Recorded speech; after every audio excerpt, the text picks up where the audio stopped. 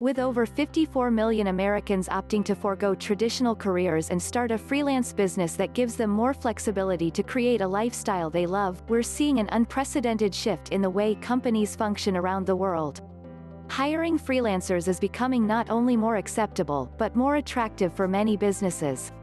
This creates an incredible opportunity for people with useful skills to start a freelance business on the side, and eventually grow that into a sustainable self-employed career. That's exactly what I've done with my content marketing consultant business. Fewer taxes, lower employee-related expenses, no healthcare, less office space, the list goes on.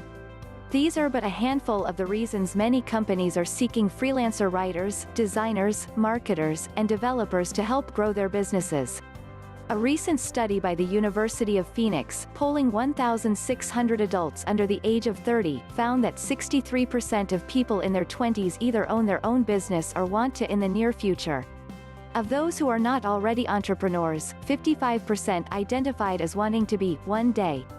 So, how do those of us, regardless of age, who want to be gainfully self-employed go about getting started with our careers as entrepreneurs? Well, choosing to start a freelance business is one of the most feasible, realistic, and attainable side businesses you can start while keeping your day job. We all have bills that need to be paid and expenses that don't just magically go away overnight once we decide to chase our dreams. Choosing to become an entrepreneur comes with great responsibility. I recommend reading this post all the way through from top to bottom, but if you prefer to jump around, here's a hyperlinked table of contents that'll take you straight to each stage of how to start freelancing. 10 steps to starting a freelance business while working full-time. 1. Define your goals. 2. Find a profitable niche. 3. Identify your target clients. 4. Set strategic prices for your services. 5. Build a high-quality portfolio website. 6. Create examples of what you can deliver on your portfolio site. 7. Thoughtfully choose your first clients. 8. Mention potential clients in your content. 9. Learn how to pitch yourself. 10.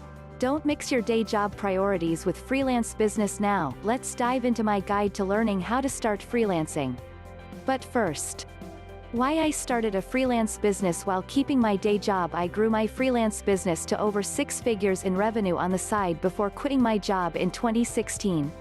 I live in San Francisco, which happens to have one of the highest average rent costs in the US. For me, immediately quitting my day job to pursue my passions is not feasible.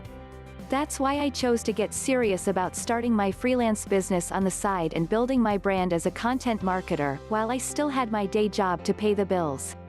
Since my eventual goal was to work full-time creating more in-depth content and courses for my online community, if I can first transition over to a lifestyle of running a profitable freelance business that could afford me the flexibility to spend more time working on creating courses and investing the time I'd need to fully validate that idea in the short term.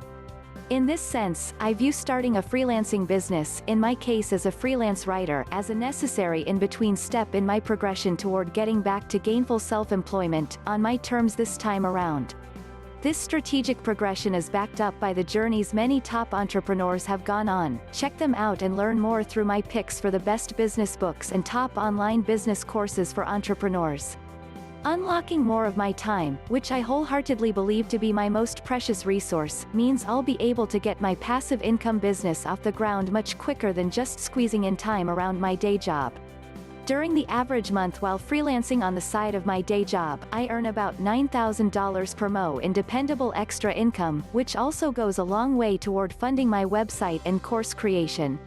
Because I didn't want to go into debt or seek outside funding to start my freelance business, I chose to start freelancing while keeping my day job, during my personal time before and after work and on weekends. That experience has taught me an incredible amount about how much hard work it takes to launch a freelance business and to continue delivering high-quality results for clients, while bringing in new contracts at the same time. It's no easy feat balancing working in your freelance business with working on your freelance business, especially when you're still learning how to manage opportunities that come your way. Make no mistake, there's no doubt that it will be difficult to keep up with your performance at the office, and still find the time to put in meaningful work on your freelance projects. But when you're running your own freelance business full-time and reaping the lifestyle benefits of hustling your way into self-employment, it'll be well worth the extra hours right now. Especially if, like me, freelancing for you is a means to getting closer to your self-employed dream career.